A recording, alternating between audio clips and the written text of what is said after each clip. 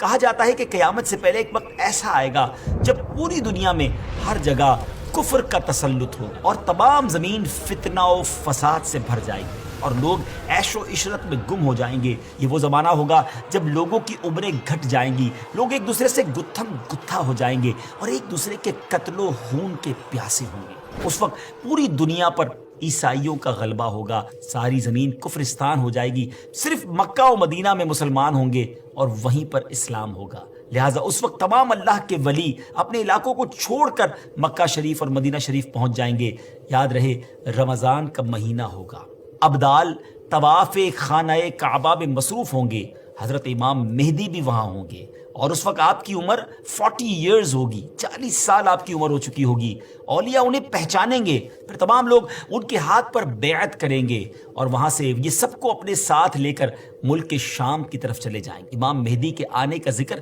ایک دو حدیثوں میں نہیں بلکہ 200 سے لے کر 250 احادیث اور اقوال تابعین میں ملتا ہے۔ ام المومنین حضرت ام سلمہ رضی اللہ تعالیٰ عنہ روایت کرتی ہیں کہ میں نے رسول اللہ صلی اللہ تعالیٰ علیہ وسلم کو یہ فرماتے ہوئے سنا کہ آپ علیہ الصلوۃ والسلام نے فرمایا مہدی حق ہے، اور مزید آپ علیہ الصلوۃ والسلام نے فرمایا امام مہدی سیدہ فاطمہ الزہرا رضی اللہ تعالیٰ عنہا کی اولاد سے ہوں گے۔ بہت ہی اہم بات یہ ہے کہ مہدی آپ کا نام نہیں ہے بلکہ آپ کا لقب ہے۔ ان کی کچھ اور صفتیں بیان کرتے ہوئے اللہ عز و جل کے آخری نبی صلی اللہ تعالیٰ علیہ وسلم نے ارشاد فرمایا مہدی میری نسل سے ہوں گے، ان کی ناک پتلی اور بلند ہوگی اور پیشانی روشن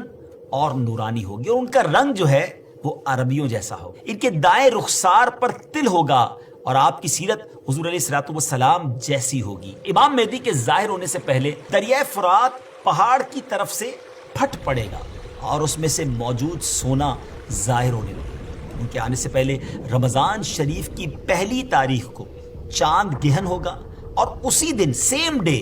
دوپہر کے وقت سورج گہن ہوگا، اور ایسا گہن پہلے کبھی نہ ہوا ہوگا۔ اور 3 یا 7 راتیں مشرق یعنی ایسٹ کی طرف سے ایک بڑی آگ ظاہر ہوگی اور بہت بڑے بڑے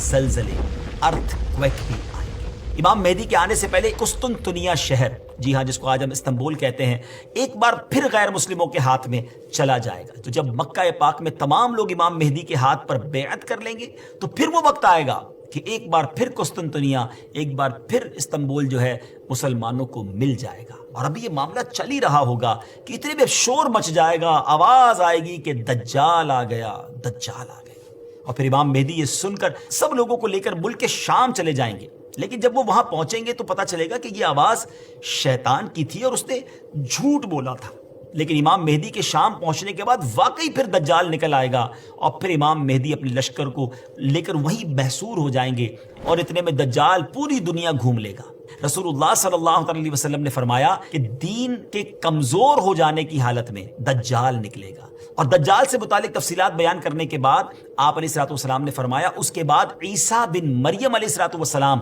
آسمان سے اتریں گے، پھر نماز فجر کے لیے اقامت ہوگی اور مسلمانوں کے امیر امام مہدی کہیں گے کہ اے روح اللہ امامت کے واسطے آگے تشریف لائیں۔ حضرت عیسیٰ علیہ الصلوۃ والسلام فرمائیں گے تمہارا امام ہی تمہیں نماز پڑھائے، تو اس وقت امام مہدی رضی اللہ تعالیٰ عنہ نماز کی امامت فرمائیں گے۔ جب لوگ نماز سے فارغ ہو جائیں گے تو مل کر حضرت عیسیٰ علیہ الصلوۃ والسلام کی قیادت میں دجال سے مقابلے کے لیے نکلیں گے۔ اب دجال کی حالت یہ ہوگی کہ وہ حضرت عیسیٰ علیہ الصلوۃ والسلام کی سانس کی خوشبو سے پگھلنا شروع ہو جائے گا، وہ بھاگے گا اور حضرت عیسیٰ علیہ الصلوۃ والسلام اس کا پیچھا فرمائیں گے اور باب لد کے پاس اس کی پیٹھ میں نیزہ ماریں گے اور اس سے وہ جہنم واصل ہوگا۔